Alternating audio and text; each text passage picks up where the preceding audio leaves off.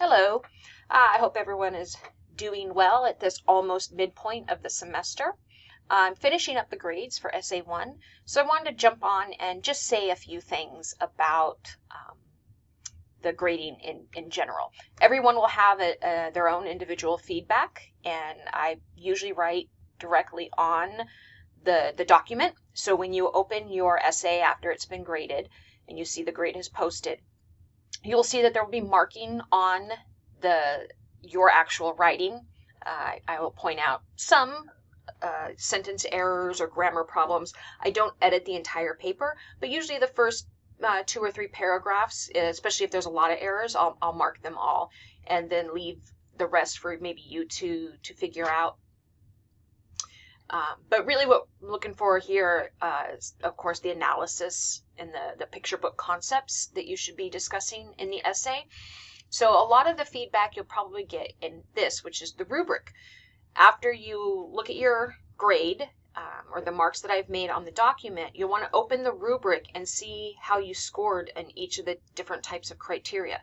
So for this first essay, the main criteria are picture book concepts, and so I'm looking for that you demonstrated an understanding of the major concepts developed in class in relation to picture books, that you explicitly go through evaluation criteria illustrated in the course text and additional readings, so that was stuff I talked about or included in the modules, and that you use specific page numbers, quotes, and examples, which a lot of people did not do that.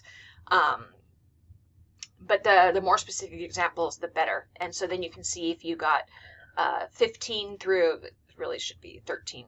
I'm actually going to change that. That means you did excellent, right? You extensively used picture book concepts, and terms were described and defined and applied to the specific picture book. If it was kind of, okay, you did okay, so mostly, then that means most of the concepts and terms are explained and applied to the picture book. If it's under 10, then that's going into the failing category, and it wasn't so good. It means that the terms and the concepts might be introduced, but they're not explained, or you don't define them or use them in context so that I know that you know what they mean.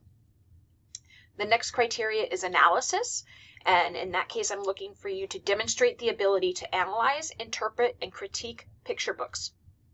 To be clear, though, critique does not mean evaluate. So you want to stay away from things like, this is an excellent children's book.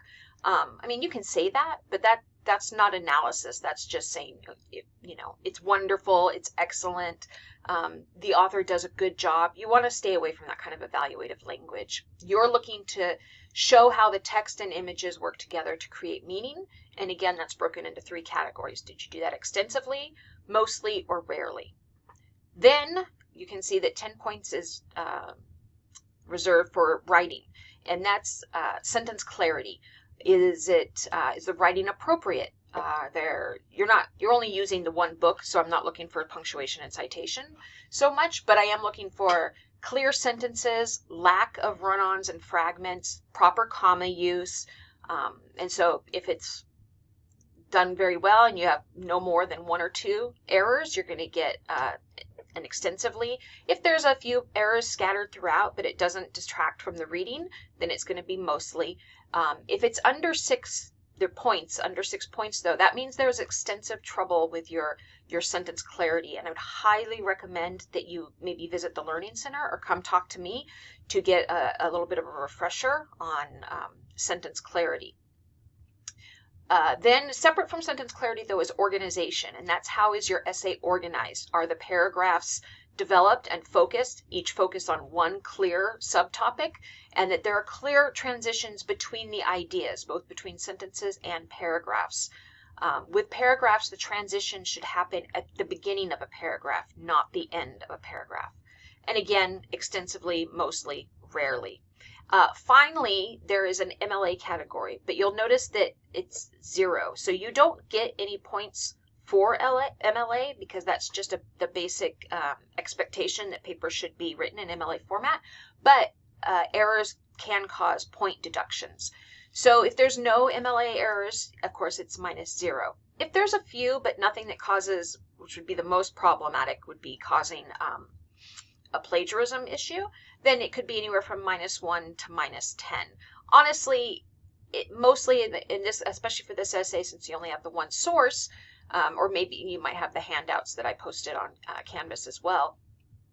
You're not going to have a lot of outside sources that you're citing, but you still should have a works cited page, and you want to make sure it's formatted properly. I have linked our MLA format page in some of the assignments, but I will also link it to the announcement that I'm going to post this recording on, so that you can have access to that in case you're wondering about MLA and how to do it.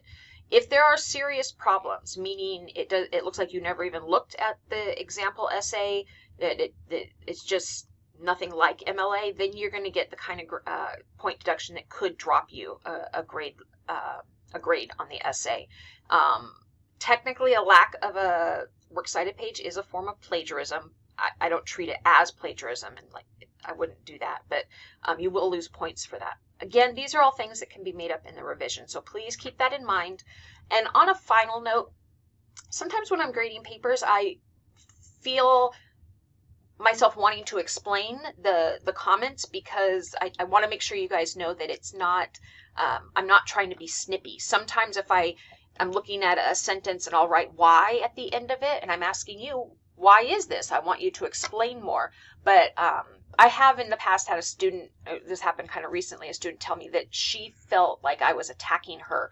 And I want to make sure that you know that that's not what's happening. I'm not trying to be snippy or never sarcastic or mean in my comments. So if there's anything that doesn't make sense, or you're concerned about, or you want me to explain my comments more, I'm more than happy to do that. Please just reach out to me. You can stop by my office hours, which are posted in the syllabus, or you can reach out to me and we can make a Zoom appointment, which I can do during my office hours, or I do have some ability to do that off office hours as well. Okay, so I hope this makes sense. I hope that answers any questions you might have about the grading.